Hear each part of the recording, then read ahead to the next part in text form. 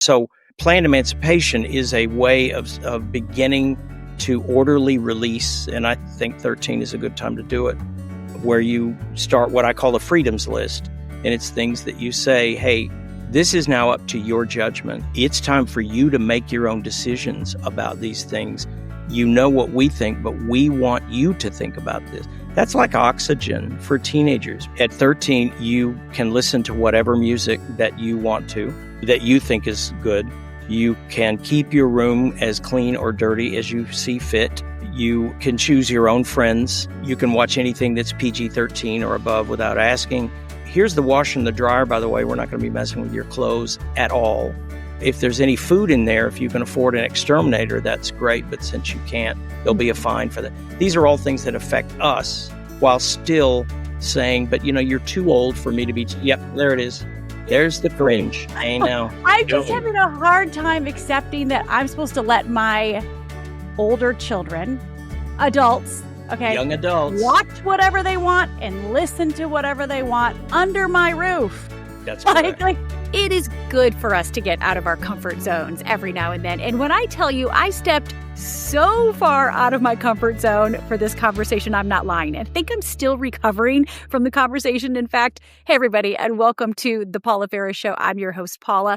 John, my husband, is going to join me today, and we are in conversation with Dr. Ken Wilgus. He is a licensed psychologist who's going to share about his somewhat controversial method of parenting called planned emancipation. Again, it's called planned emancipation. He says that parenting doesn't need to be as frustrating as we've made it to be. I'm going to be sharing a lot from his book, which is called Feeding the Mouth That Bites You. Now, this conversation was requested by several of you, Samantha, Sally, and Stephanie. Ladies, this one's for you. But the gist of planned emancipation is this. You start giving your kids freedoms, freedom to watch what they want, freedom to listen to what they want, freedom to let their room be as clean or as dirty as they want. They're the boss of it. And if they're not quite teens yet, you can start making preparations to avoid a lot of the pitfalls that us parents of teenagers have gone through. I want you to keep listening, because when I tell you that I had a really hard time with what he was saying, you guys, I had a really hard time, but I started warming up to the idea of planned emancipation and that parenting doesn't have to be this difficult, because maybe parenting shouldn't be this frustrating, and maybe we're doing too much for our kids, and maybe this is how we teach our kids autonomy and resilience. And wait, teenager is a term that we made up in the 1940s? I want you to stick around for my takeaways after this conversation, plus a sneak peek at what and who we have coming up next month on the podcast. But without further ado, here's Dr. Ken Wilgus and the countercultural secret of planned emancipation and why parenting, it doesn't need to be this hard. Welcome to the show. John and I are so glad that you're here. Thanks. Thanks. So, Dr. Ken, I have to tell you, John and I were having a conversation on the podcast, and John was talking about autonomy, and we're not really building autonomy and independence in our kids, and we sign them up for something, and then we do everything we don't ask anything of them. And so I was like, you know what? I think I know who we should talk to about this. And in fact, I had several people reach out to me and ask to have you on the podcast. Wow. So I know you have. Tell my brother and sister hello. That was very nice of them. You're very popular, Dr. Ken. Yes. But John and I were talking beforehand, and John, you said, we're building autonomy in our kids. We want them to be independent. And to which you said off camera, what did you say? Well, what I said is I'm so busy with everything going on in life. I'm actually looking forward to not having to parent so much. So that's why we have you on here, Dr. Ken, to tell me when I can stop parenting these kids. And that's such a dad thing to say, really. I can remember when my youngest, I think, was 7, and I had a conscious moment of thinking, I don't have to know where my kids are at every minute anymore. Yes, that's so great. You can just hear a very nurturing mom going, oh, but didn't that make you sad? And no, seriously. No, I didn't. I was pumped. I've been reading your book. As much as I want my kids to fly the coop and be on their own, part of me feels like I'm going to miss being needed. And I feel like I probably have extended their childhood well beyond their childhood because I want to do nice things for them and I want Sure. them to need me. Is that normal for a mom to say? It is. And we don't want to overgeneralize, but there is a tendency on mother's part to be nurturing. I love my kids. I want them to be taken care of. I'll protect them. I'll kill you if you mess with them. That's just good nurturing. I've known many fathers that were more nurturing than the mother, but most of the time it is a mom.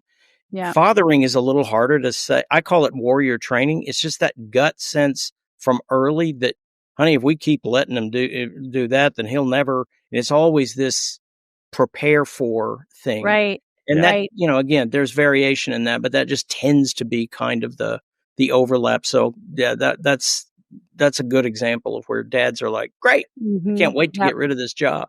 Yeah, I just want to feel needed. I don't know if it's so much the nurturing. I want to feel needed, and it's like I almost crave my kids depending on me for something, because then I'll feel like, oh, they don't need me anymore. My work is done, and then that's sad. But anyway, I love the book. I mean, I haven't finished it, but it's called "Feeding the Mouth That Bites You." Let's say that again. Feeding the mouth that bites you. A nice little play on words there. We're going to talk about building independence and autonomy in our kids.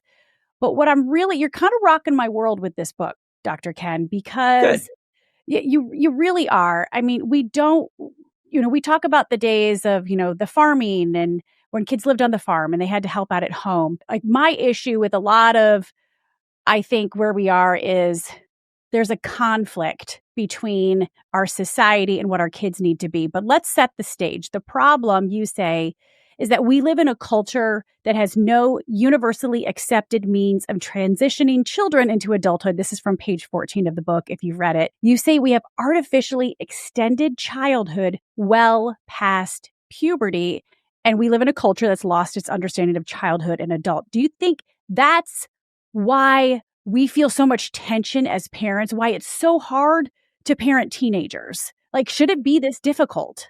Well, no, it shouldn't. The word teenager was invented in about 1942.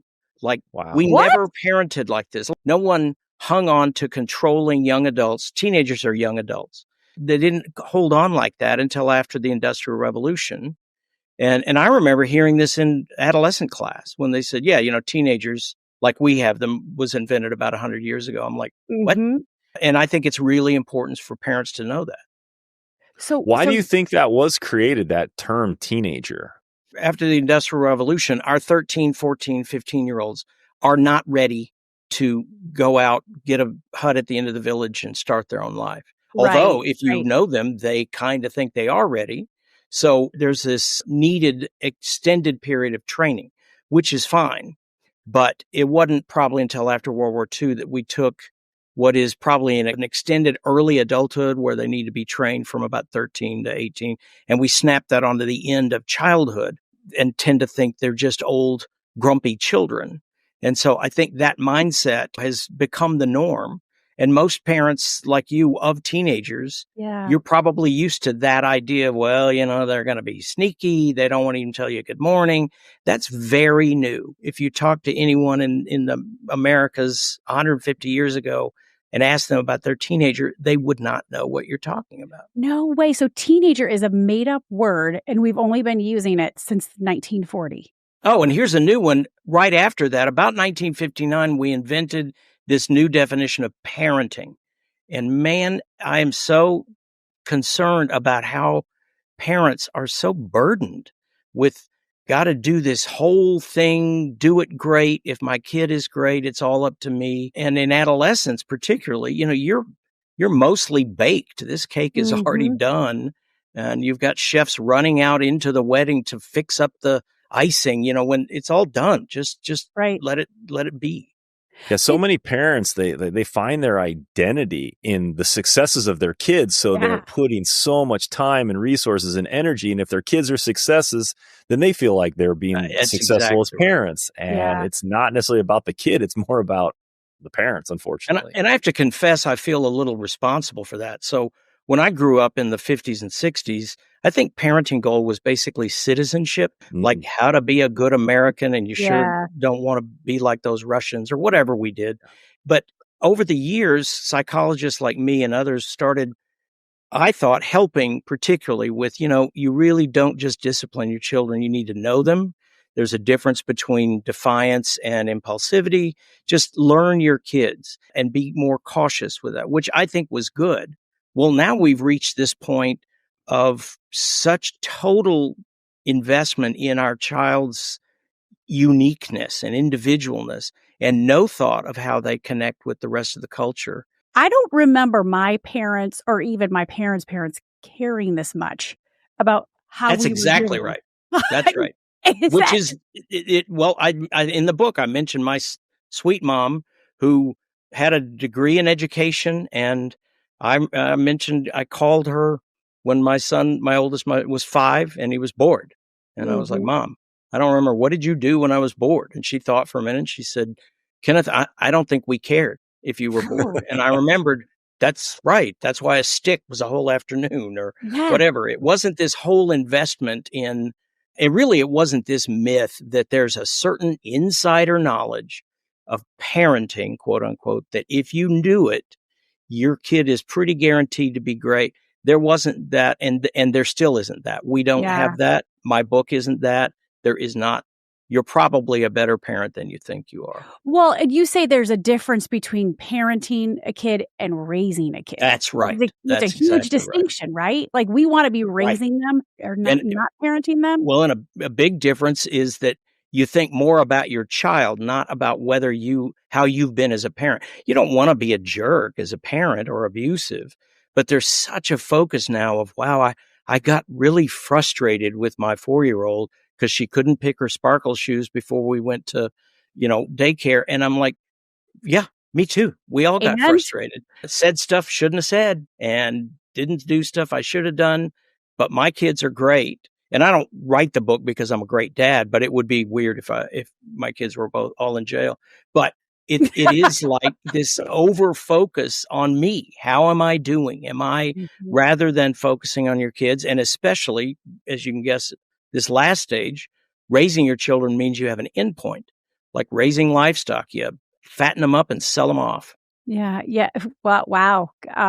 Hey, that's not nice. You can probably. Did you this write? Can be trimmed. I didn't read that in the book, but you write. No, that's good. I'm keeping it in because I love it. But no, it's so true though. Like this point in time, teenagers, like they had a purpose, they were working, and now it just kind of feels like we don't really expect much of them. But you say human offspring are children for only the first 12 or so years of life, and after that they're adults. So John, our oldest kids are technically adults, and our 10-year-old who still needs help getting his clothes out in the morning is going to be an adult in less than 2 years. It's terrifying. Yeah, and it's also great though. I mean, it's cool because it doesn't mean that you're done at 13, but you are training and releasing more. It's a different way of parenting at that stage. John, are we doing a good job parenting or training our kids, I should say? I think in some aspects, yes. And then some aspects we could definitely improve. So, Who wouldn't say that? That's exactly right. Yeah. I have a question for you, Dr. Ken. So let's say there's two different camps of parents. There's the parents who already have 13, 15, 17, 18-year-old kids. What advice would you give to them versus somebody who has, 3, 5, and 7-year-olds they're not at that teenage phase yet? Now, I'm glad you asked that because sometimes parents will tell me, I read your book and we're starting with our 5-year-old. And I always go, no, don't start. So feeding the mouth that bites you is it's about parenting teenagers, not children. And so the advice is planned emancipation, which we can get into if you want. With younger children up until 13, the most powerful parenting is authoritative parenting. You take control of your children. Authoritative parenting is reams of data on those of the parents, probably like you, that are highly involved. You know your kids well. You catch them doing good and compliment them. You discipline them appropriately when they're not. It's so funny how often people say, well, it's okay. Nobody knows what they're doing as a parent. Yeah, you do. What are you talking about? We do know. And so with younger children, I strongly encourage that parents be authoritative. It's perfectly appropriate to tell your 4-year-old, because I said so, you need to do this. because that's very powerful when that same authority sits down at 13 and says, hey, we're going to be moving out of your life. More and more of your life is not going to be, we'll let you give it a try. It's up to you. You may do things we don't even think you should do, but that's up to you now. That's a powerful message. It's far less powerful if the kid is entitled and used to being coddled to. It doesn't really mean much.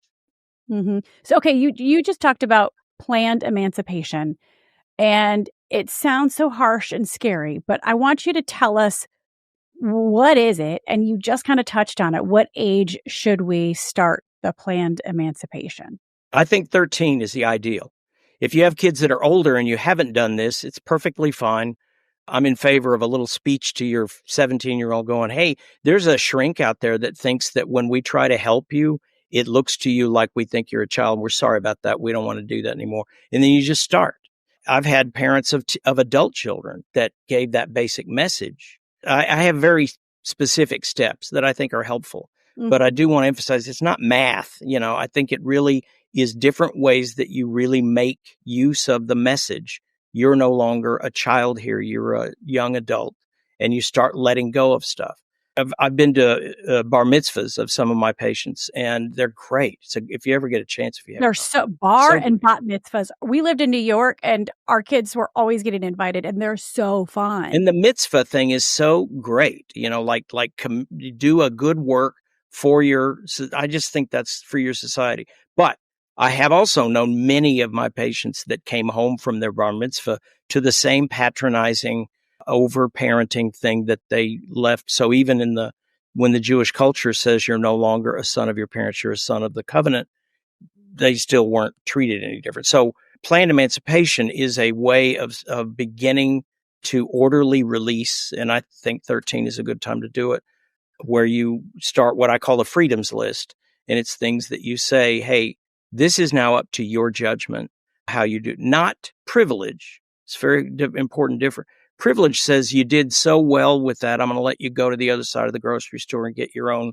cereal or whatever. That's letting them basically a longer leash because we trust you'll do the thing we tell you to do. This is very different. It's time for you to make your own decisions about these things. You know what we think, but we want you to think about this. That's like oxygen for teenagers, because most adults parents that I work with never got that clear message. And just to defend your parents, the grandparents didn't get that either, but great grandparents did. It seems very anti-culture for today. It's like we're raising these kids until they're 18, and once they leave the house, that's when they have to then go make these decisions on their own. Well, unless they have any kind of trouble, and you just come on home, and we'll take care of it. Yeah, that happens a lot, unfortunately. But we're not really asking a lot of our kids, and really until they're 18. I mean, are we? I think that might be why I'm so in conflict. And I'm just going to be honest. Like you mentioned, our 17-year-old daughter, she's a junior, and there are days I'm like, you know what? You need to be gone. You need to be in college, because I feel like she's truly, I feel like maturation wise, like she's ready in a lot of ways, but she's still under our roof and she's still on our dime. That's right. And so there's so much, I think that's part of our, that's a source of our conflict. Okay. But let's back this up. Okay. Planned emancipation, start at 13, and you start giving them, it's not privileges, it is freedoms. Okay. So what are those freedoms? How do you take steps towards them? Like, roll it all out for me. I'm trying to wrap my mind around this. So again, it's not math. And so I think parents have flexibility in this. I recommend that you give as much freedom as you can without major struggle. So early freedoms for a 13-year-old. In my house, I mean, I did this. I'm a nutty professor, and we did all this. At 13, you can listen to whatever music that you want to, that you think is good. You can keep your room as clean or dirty as you see fit. You can choose your own friends. You can watch anything that's PG-13 or above without asking. Those kind of things. That was a while back, by the way, when you could do more monitoring. The important things about those is 2 of those are freedoms that they have whether you want them to or not. Music, just in case parents listening don't know, your teenager is listening to whatever she or he wants. Look at YouTube popular music, and look at how many billion with a B listens there are. You can just stream it. So it's ineffective to try to pretend like we still say you can't listen to music with explicit lyrics. What's more effective is to take that freedom and wrap it up in a gift, because teenagers need to know that it's time for them to make their own decision. And you say, listen, that's up to you. And with any freedom comes a certain kind of boundary. So you can't play that stuff with your little sister in the room. If you do, you'll lose your phone for a day. But if it's in your headphones, that's your call. Does that make sense, kind of? So I'm letting my daughter and my 15-year-old son too listen to whatever they want, but with boundaries? Yeah. So that, and it's interesting you put it that way. Most parents do. I'm saying you are recognizing the freedom that those teenagers already have. You're not actually letting them. They will listen whether you want them to or not. You're being ineffective if you're still talking like, we're different. We don't let you do that. Well, it's not an unusual and criminal teenager that will defy that and listen to what they want. So yeah, but the boundary part is, and most teenagers get this, your freedom should not impinge on our family. So if that's affecting us, then that's up to you to make sure we're not bothered by it. I have parents that actually feel they have to drive to school, and we let them listen to their music on certain days and we listen to ours. Not for a teenager. You tell a teenager, you don't like my music, get your own car. Oh, you're 14. Too bad. But I'm not listening to your stuff. That's just respectful instead of coddling. And the room is very much that way. Your room, and parents often flip. You can keep your room as clean or as dirty as you see fit. Here's the washer and the dryer, by the way. We're not going to be messing with your clothes at all. If there's any food in there, if you can afford an exterminator, that's great. But since you can't, there'll be a fine for that. These are all things that affect us while still saying, but you're too old for me to be. Yep, there it is. There's the cringe. I know. I'm just having a hard time accepting that I'm supposed to let my older children, adults, young adults, watch whatever they want and listen to whatever they want under my roof. That's correct. Like in their, and you don't have to. And again, I don't want to pressure parents. If you don't, you're just going to do what most American families have been doing for decades. It's not terrible. They will be listening to music that you don't know they're listening to. You will argue over and over about room to then go to their dorm room, especially a boys' dorm room. If you ever seen, were they all raised in barns? No, this is their first room and it's yippee and fun. So you can still do all this, but the question is how, and this is really what's most important to me, how effective is that? And so, it's to not fight effective. over a room, it's not worth it. John, I got to ask my husband, how are you feeling about this? And I do like the boundaries. You can do it under our roof, but if you listen to it around your sibling, your younger sibling, then there will be consequences. John, how are you feeling? Yeah, I think they definitely have to start taking ownership of their actions. And more importantly, what are the consequences of those actions? And I think if we explain, hey, you do this, but these are some of the consequences that will come along with those decisions, I think that's important to do. But I know this is probably killing you inside, Paula, because I'm dying. Really cringy. Yeah. So wait a You second. okay? So let's role play, not role play, but let's a scenario. So the other night, John and I were watching Yellowstone, which we wouldn't want our kids to watch. Okay. Even though we have a 17 and 15-year-old and our 10-year-old was not around, but a scene came on and we're we're going to turn it off. Are you saying if they want to watch whatever they want to watch, you said PG-13 or higher? I mean, obviously X-rated. There's got to be. Well, our 15-year-old said, "Whoa, what's this?" He was the one who was appalled. So again, what's effective there? So, and it very much depends on the age. So you could, in your family, say the 17-year-old can watch this, the 15-year-old can't, or both the teenagers can, but the youngest one, you need to go. Do you know the power of that when you actually are telling those teenagers, listen, if that's what you're going to watch, don't let your younger sibling watch it because it's time for you to make that decision. And here's the key. With all of this, there's a level of communication that most parents didn't realize you could have with a teenager. When you say you can listen to music like this, it opens you up to be able to say, do you listen to that stuff on the way to church?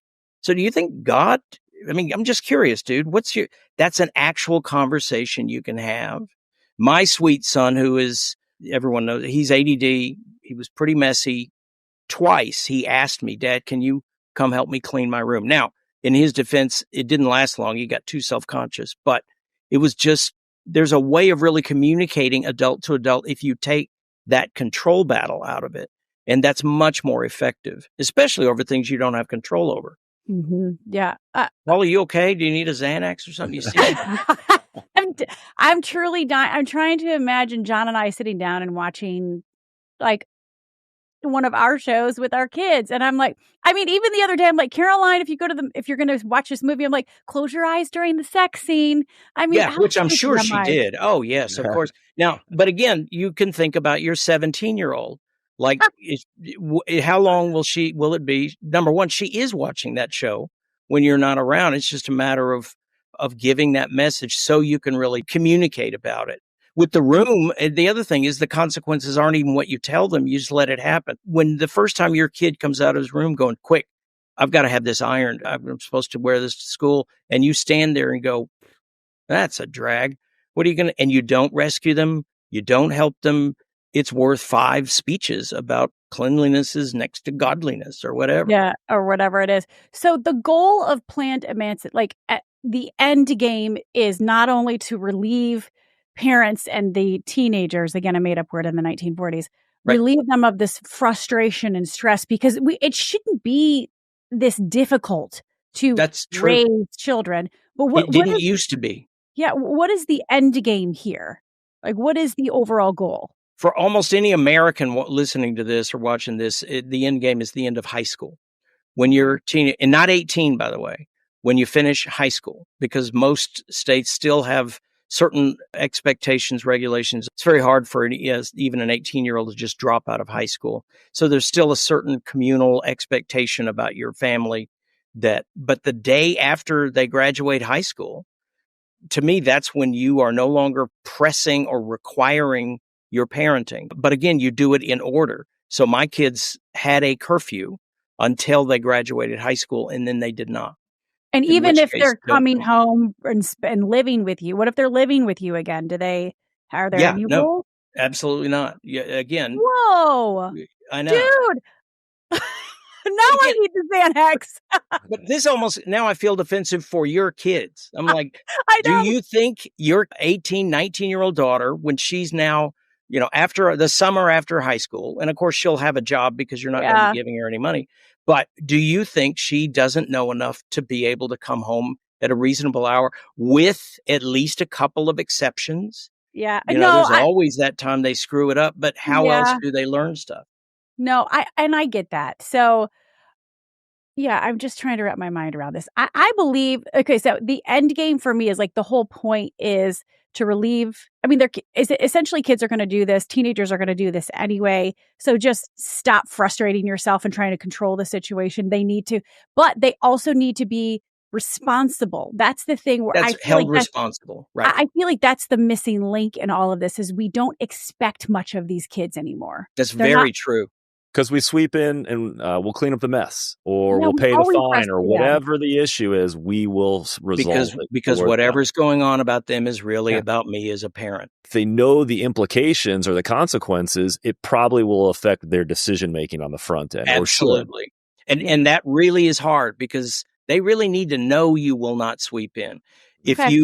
We've done 2 times where we let them deal with it in their life. That's not the same as the real gut level fear of, wow, I have to figure this out. My parents aren't going to do anything about it.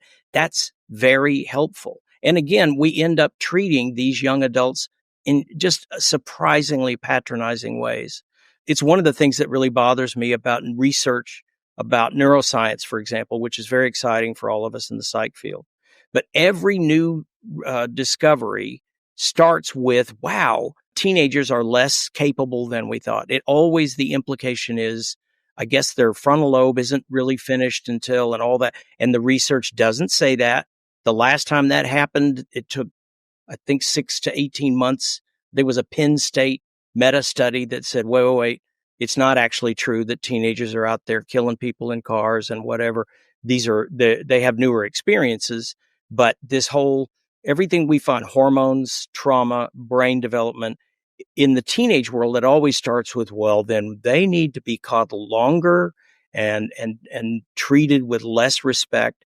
And that's a really bad habit we have. And then we wonder why our teenagers rebel. They rebel. If there's anything worse than a rebellious teenager, it's one that is being treated patronizingly and doesn't push back. That's not good either. It's almost worse. I'm not in shock, okay? Because I imagine some people hear your method, Dr. Kennedy, they're probably like, whoa, and that might be me, but I'm slowly warming to it. Sounds like teenagers are in direct conflict with a culture that doesn't expect really anything of them until they're 18, yet they are capable of a lot more. Very much so. Historically, very much so. And even 18 doesn't cut it anymore. I mean, I'm okay with our laws, but I'm often surprised with what a nanny state we have, that you can't even make the bad choice to smoke until 21.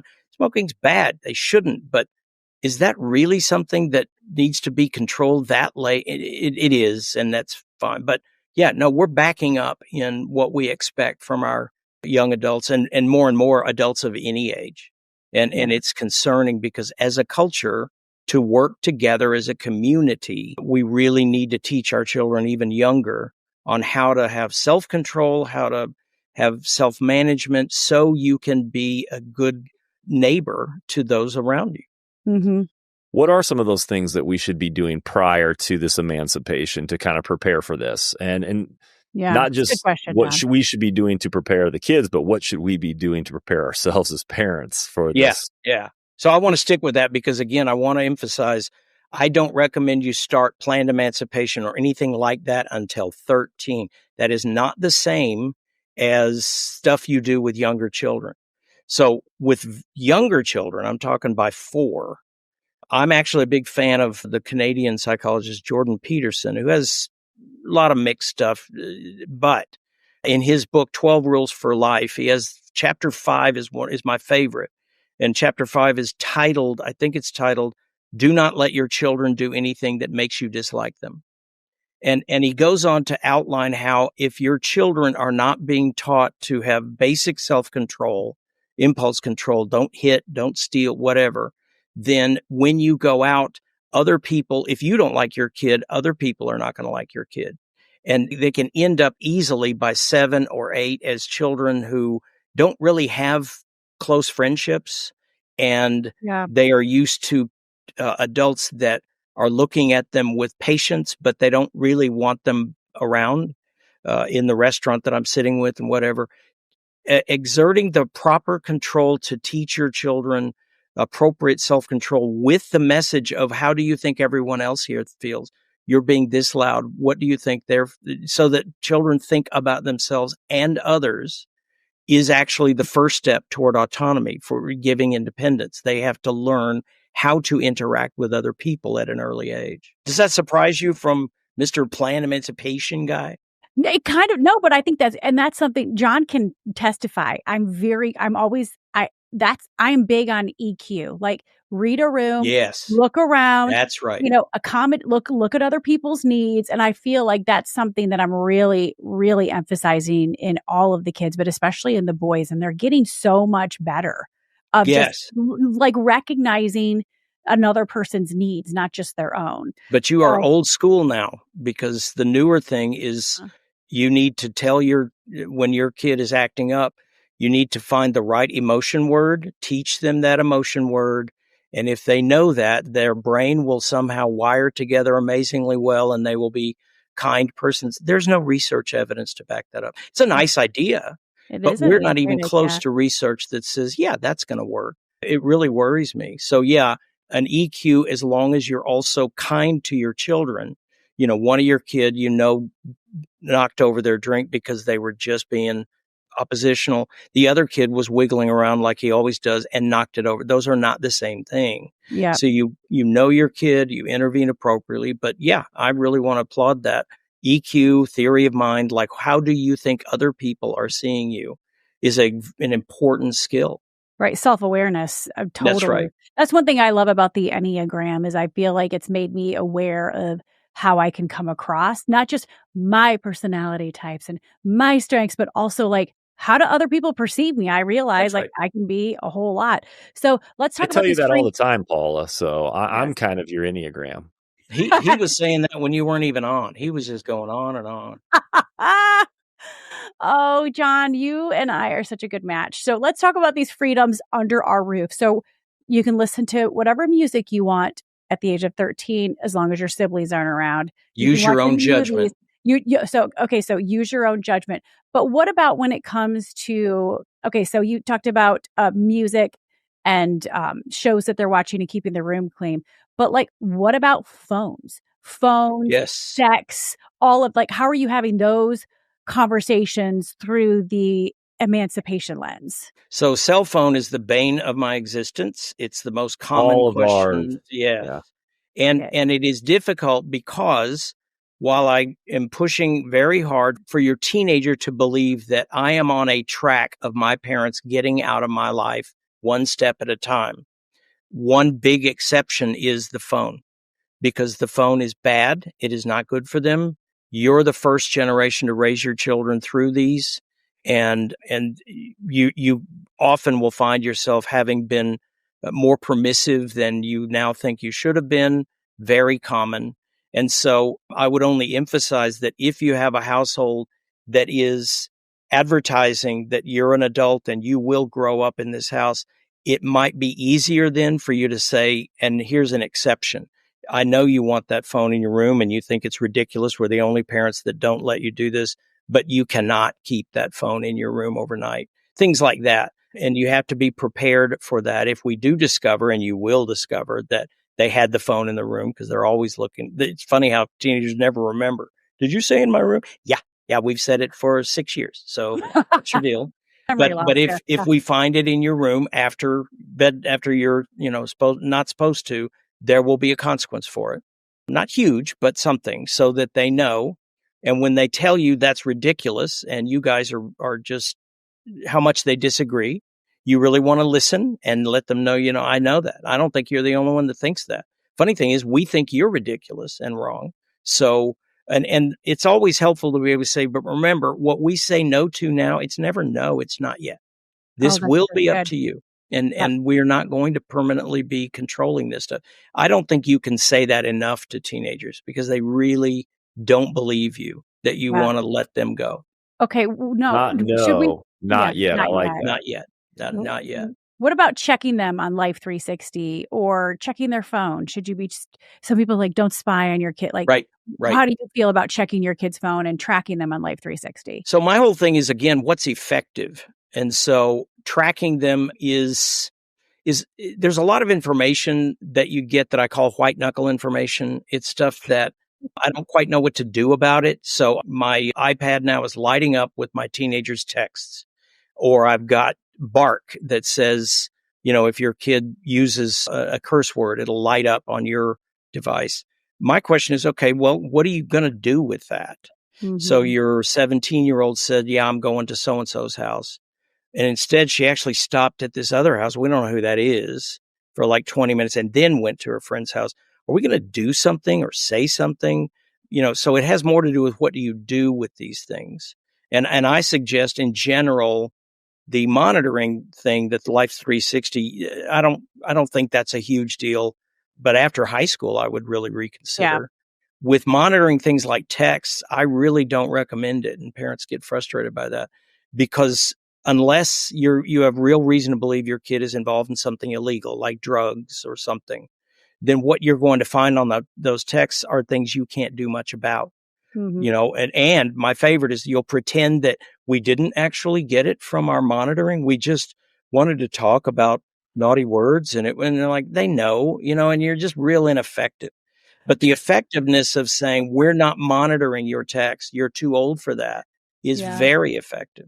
But if they get caught for the second time with a bag of weed, you can go, you know what? Remember when I said I'm not monitoring? I'm monitoring. And that's, for a period of time. That's fine. Yeah. What about sex? Okay, so we're talking about a lot of grown-up things. How do you look at sex through? And we're a family of faith, but we also grew up in purity culture, so we also know how that can backfire. It's an adult Yeah. decision. How do we look at it through planned emancipation, having those conversations? Well, I tend to think that if you're following those steps of planned emancipation, again, probably the biggest goal is opening up communication. Yeah. So, for example, in our house, and really in most of, there's no real reason to allow someone free dating before 16.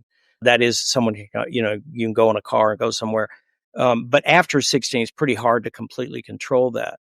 So, being able to announce, I remember telling each of my kids at 16, you can date now. You can date who you want. I don't recommend you date at all. It's a disaster in high school, but that's your call. And then you can talk about, now you should have been talking about sex all along. That's a regular talk about sex itself, but it's something different now with adolescents. And I think even by 13 or 14, talking about, hey, pretty soon you'll be having your own freedom with people of the opposite sex. What do you think about sex? And your, That's good. 15-year-old is going to say, well, I don't know. And you're going to go, well, you know what? Why don't you think about it? Let's talk about it tomorrow. Because you know what we believe, but a lot of kids your age don't agree. What do you think?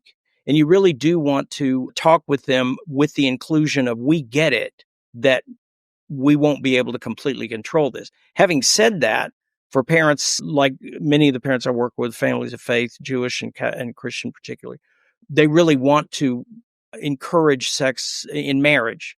So one of the things is that you can give the freedom of knowing that, we're not cool with you and your boyfriend being in your bedroom, but that's not the same as because we're going to make sure you don't have sex. The communication needs to be sort of like a judge, not a policeman, that says, listen, I know that you were in your room with your boyfriend again and you're grounded and we've already done that, but you think we're dumb, right? I mean, what is your thought about sex? So you can do both, because you really want them to think about, what is your belief about sexual intimacy and what that means. And I think this is particularly, well, it's for both, but I'm concerned for girls. Anyone trained, as I was in the 1980s and 90s, psychology, second wave feminism was a really big deal. And women being able to have control over their lives has been really difficult when they've now been given the message that your sexual interest is the same as a man and whatever. That's been really dangerous. It's difficult now to educate our daughters in what do you really want? Because even though your favorite movie makes it look like you're just as sexual as any man, it's not the same thing. No man ever worries, am I pregnant? So it's really important to talk to them in a nuanced way. What you just touched on was critical thinking skills. So instead of just preaching it, they have to come up with and articulate their own thoughts about it. That's right. So I think that's really key. I just think communication you've mentioned it several times. It has to be an ongoing communication. And we talk about, there's 3 things that are important. We had this conversation with Caroline a few weeks ago. Caroline, we're looking for trust, respect, and communication. If we have those 3 things, we feel very comfortable letting you kind of grow into the woman that you are.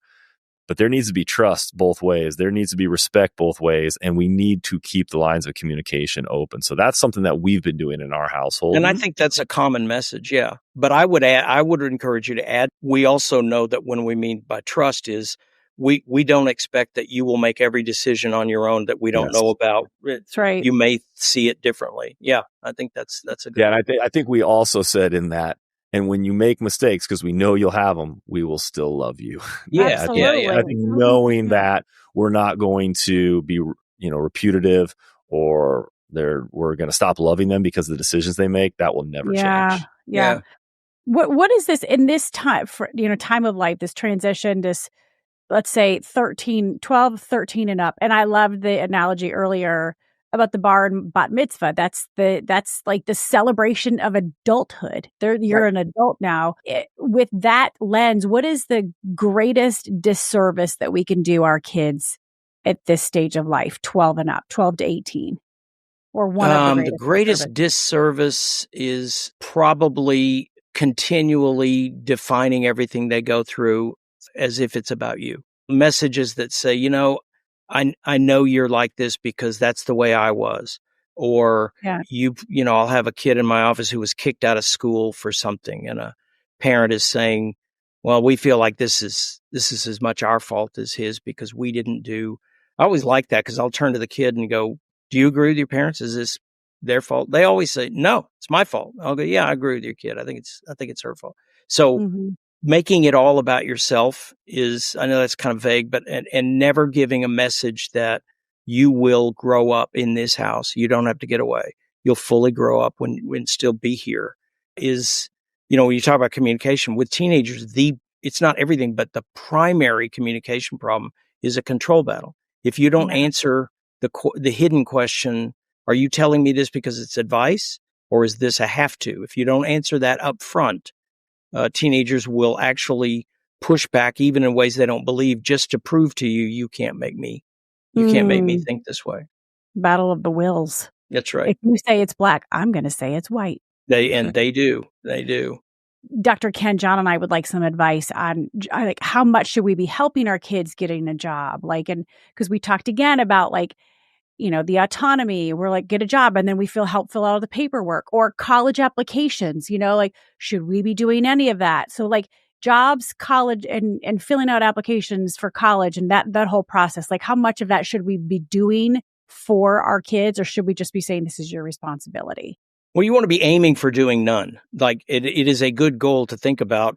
Why can't my 15-year-old, my 16-year-old fill out an application, which by the way is all online. So it's never, totally. But for getting jobs, I think the bigger thing is to make sure that you're not giving your teenager enough money that they don't need to get a job.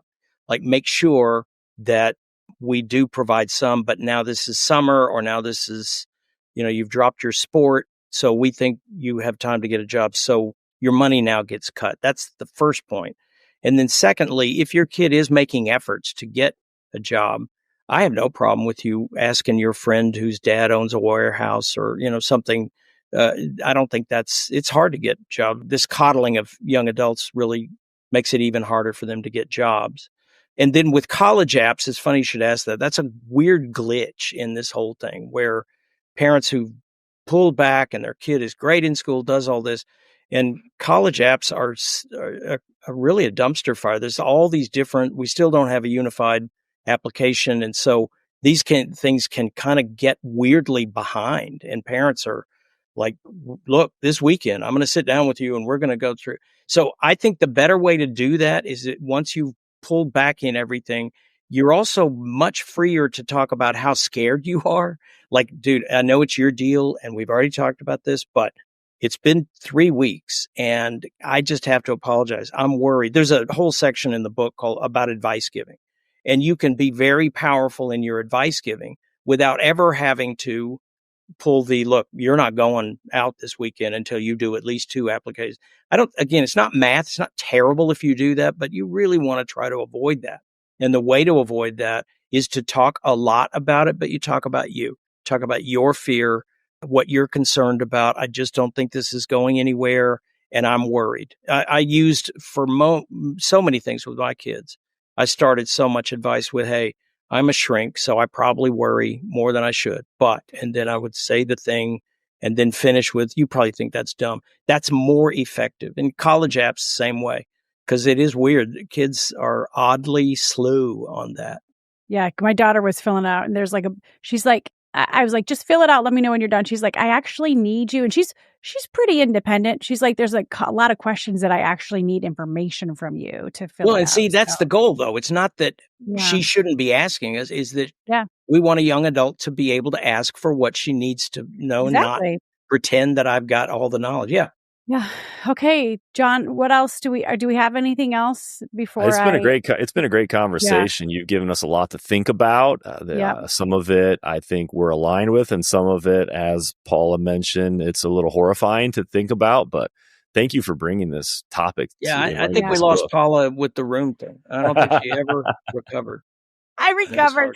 I just needed to get over the shock of it. And no, I am going to go back and listen to all of this, and I'm going to finish reading the book. And I don't want to be a stressed out parent. I just don't. And I do think we're asking too little of our kids. I want my kids to be independent and autonomous. And yes, that means that they're not going to need me as Well, much and as I I really want them want to, you I know? really want to push that because the second edition of my book, I inserted the chapter 2 is Mhm. about this burden of parenting, and I'm so sorry if Mhm. y'all heard my field implying that you have this huge role, and if you don't do it just right, it's going to Yeah. bump that's our bad. Sorry, that is not Yeah. true. Many great people have come from pretty bad backgrounds, and some pretty bad people have come from really good parents. It's not Mhm. really up to you as much as you think, and Yeah. that should be good news rather than well, I want to be a huge part of my kid's life. You're Yeah. good. No, You're probably it's good. good. It's good news. I just want to feel needed, and I know part of that is just me and my personality, right? And but yet I want my kids to fly and spread their wings. But when they do that, that means they won't need me as much. And I think that's just it's a mom thing. It's a me thing. It's not necessarily healthy. It's just me being honest. So there you go. Yeah. You made me cry. You're like Barbara Walters, Yeah. Dr. Ken. I think this is only the second time. Okay. The second time that I've cried on the podcast. The first time I was in conversation with Sissy Goff talking about our daughter, Caroline. So yeah. There's a common theme here, but Paul, you're Yes. doing a great job parenting our kids. And at some point, they're not going to need you, but they're going to They want don't. you. That's right. That's right. Hey, and I'll throw in this since John mentioned that being needed is a secondary goal from being loved. Mhm. And when your teenagers don't need you, if your marriage is good, I guarantee you'll have a husband that's like, honey, we started before these kids. Yeah. I love Yeah. you. And Yeah. you don't have to earn anything. And listen, so I've got 3 children. They're grown, 9 grandchildren. When they Wow. go, It's it's a amazing. blast. That's It's really awesome. great. It is. Yeah. Yeah. And I want to have that healthy relationship with the kids. So I don't want them to resent me. And this has given me a lot to think about. So I'm excited to go back and listen to it. I might have to listen to it with a large glass of wine. I'm Dr. thinking, Ken. yeah, at least that. Yeah. You're fun though. I have to say, like you're just, you're my kind of guy. You're like self-deprecating and sarcastic and fun, and you don't take anything too seriously. So Not at this age. yeah, I know, not at this age and stage. So thank you for taking the time. We Thank really you so appreciate much. it. Enjoyed it. Thank you guys very much. Thank you. My takeaways are coming up in just a second, but that was probably one of the most fascinating and uncomfortable conversations that I've had about parenting. But again, it is good to get pushed out of your comfort zone every now and then. And you guys heard and saw, I started warming up to the idea. I do see a lot of value and a lot of merit. And again, I know people who have implemented planned emancipation into their parenting, and it has revolutionized the way that they parent and raise their children, and they're not as stressed anymore. They're simply not as stressed anymore. Okay, Feeding the Mouth That Bites You, that is the name of the book. I encourage you to grab a copy, again, by Dr. Ken Wilgus. Dr. Ken, if you're listening right now, thank you for being patient with me, and thanks for sharing your method of planned emancipation. But the problem, as he writes in the book, is we live in a culture that has no universally accepted means of transitioning children into adulthood. He says we've artificially extended childhood well past puberty, and in a culture that has lost its understanding of childhood and adulthood, we have a generation of well-meaning, motivated, and loving parents who may be inadvertently making things worse for themselves and their adolescent children. That is me to a T. I now see so much value and merit in giving your kids not privileges, but freedoms. This is going to be a little hard for me, but we've already started to implement it in our home. The planned emancipation, we've told our teens, Caroline and JJ, use your judgment when it comes to what you listen to and what you watch. But you're the boss of it. Again, there are some boundaries. You can't listen to anything inappropriate or watch anything inappropriate around your younger brother, Landon, who's just 11, or there will be consequences. And as for their bedrooms, they can keep it as clean or dirty as they want because I'm not going to swoop in and save them. Their laundry is their responsibility. And I think that's what's missing. That's a big component that has been missing in my parenting, the way that my husband and I have raised our kids, is we save them too much instead of just letting them live with those consequences. I loved what he said about planned emancipation and freedoms. He says telling your teens that they get to use their judgment And the freedoms to make their own choices, that's like oxygen to them because they never feel like they're going to be outside of our control and outside of our grasp. Again, giving them these freedoms with boundaries and with consequences, we absolutely can't swoop in to save them. And that is the key component. Okay, I've recovered. See, you guys, I'm breathing just fine. My blood pressure has lowered. My heart rate has lowered. I was struggling there during the interview for a bit, but I'm kind of embracing planned emancipation now. I can't wait for Landon to turn 13. He's got 2 more years. And I want to say thank you again to Samantha, Sally, and Stephanie for suggesting that I have Dr. Ken Wilgus on the show. If you guys have an idea of something that you want me to talk about, slide into my DMs, send me a message, because this show is all about what you want to talk about. All right, speaking of what you want to talk about, you want to talk about how to teach your kids to be financially autonomous and responsible with money. I have my friend Rachel Cruz coming on the show to talk all about it. You'll get to hear from her, and we'll be back right here next week as we keep talking about it. See ya. I know you guys thought you were done with me, but not quite yet. I have one more thing to tell you about. If you're watching on YouTube or you're listening on your favorite podcast platform, don't forget to subscribe to the show. I don't want you to miss a single beat or a single conversation. And remember, my DMs are always open. Tell me what you want to talk about.